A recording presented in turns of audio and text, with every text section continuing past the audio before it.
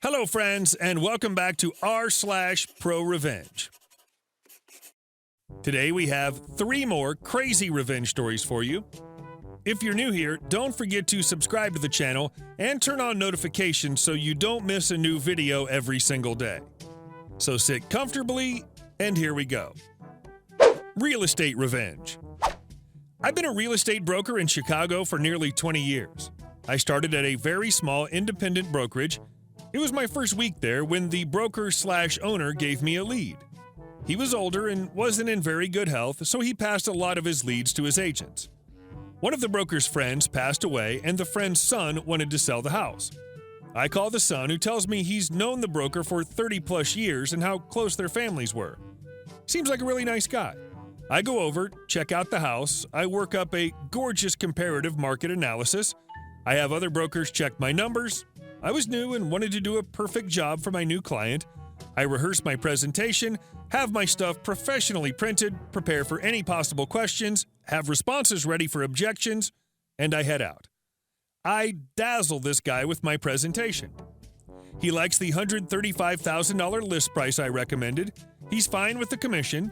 He has no objections, but asked me to give him 2 months to clean out the house, give his siblings a chance to go through everything, and then repaint. Now, I know how to handle this, but at the time, I just said I'd call him in 2 months to get it listed. Bad move.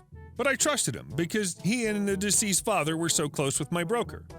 I didn't expect what would come next. 3 days later, I'm driving through town and see a for sale by owner sign in the yard.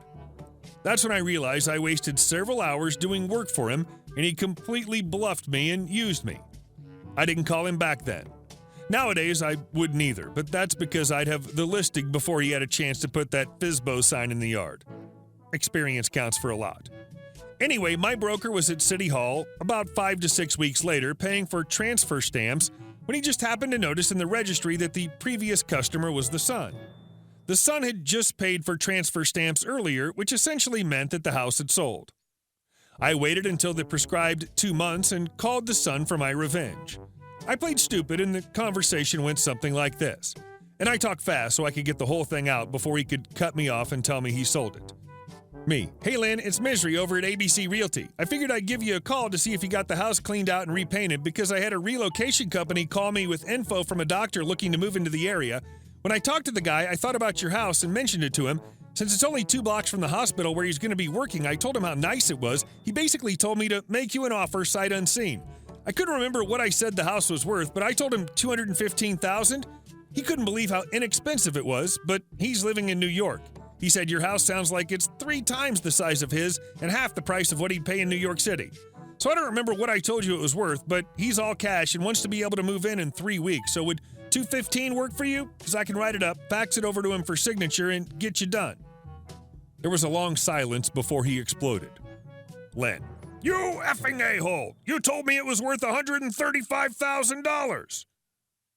"Well, we didn't even list it yet, and it looks like I got you $80,000 more. What are you upset about?" "I just sold the effing house! I sold it for $130 because you effing told me that's what I should expect to get." "Oh, damn, you sold it?" "Well, that's good for you, and good to know that by my estimate on the sale price was spot on.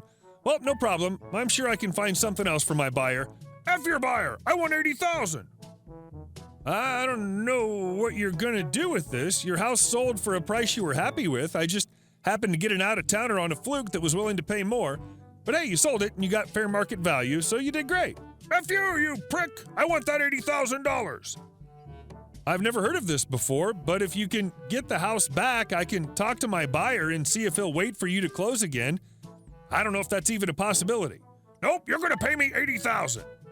"Well, that's not gonna happen. I can just hire a professional appraiser and show you that you got market value for the house. My mistake was quoting my buyer the wrong price, not you." "You can expect to hear from my attorney."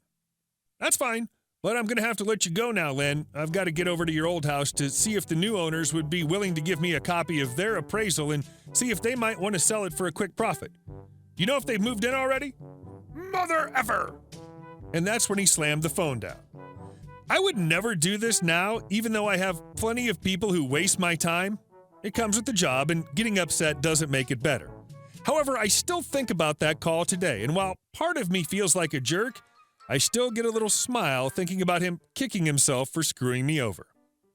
Here's a little more to the story. Something I do to drum up business is offer to help find tax comparables for people so they can try to get a tax reduction from the county. I actually went to meet the new owners of that house and offered to help them dispute the taxes free of charge. They were actually a really nice couple and ended up using me to sell that house 8 years later just before the market crash. So they'd done some really nice stuff to the house, had a top-notch price, ended up getting $345,000 for it. They were doing a back-to-back closing, sell one and buy the new one on the same day. The house they were buying burned down, but they still sold theirs and moved in with relatives while they looked for something new. The market literally crashed 2 months later while they were living with the wife's grandparents. They stayed there for 2 more years, then I helped them buy a huge 4,000 square foot foreclosure for $130,000. New construction that hadn't been completed, just needed trim, a garage, some light fixtures, and a kitchen which they were happy to install on their own, considering the price and location. It's currently worth about $550,000 since that area is just booming again. They've been very happy with me and have sent me a few referrals. As a side note, I told them about Lynn, a very watered-down version that didn't make me look like a jerk, and they happily gave me a copy of their appraisal just in case he decided to call a lawyer. They said he was a jerk to deal with and got into a huge fight with his siblings at the closing, saying he should get $20,000 more because he had to handle the sale. That's what the realtor would have charged? No. Since his dad was close with my broker, we were only charging him 4.5%, or $5,850 on $130,000. So, did he ever call a lawyer? Yes. About a year later, he called the only lawyer he knew, my broker's brother. The brother talked to my broker, who then talked to me. I gave him the market analysis and the appraisal. We never heard another thing about it. I love how every angle of this only traps angry Len tighter in his own misdeeds. And our next story. They put him down, so he put them out of business. This isn't my story, but my boss's. In the 1980s, my boss became the showrunner for the shop he worked at. He was in charge of everything. He effectively owned the place in every way except actual ownership. He eventually got tired of running the place without having any ownership, so he talked to some banks and investors who got enough money together to buy the company. He arranged a meeting with the owners who were very hands-off and trusted him to run everything for them, to present his proposal. Normally, a single meeting won't be enough for something like this, and he didn't expect it to be. But the owners had different ideas. He presented them the offer, and they laughed at him. They asked him why they'd sell the business to him when they'd made so much more money by watching him run it.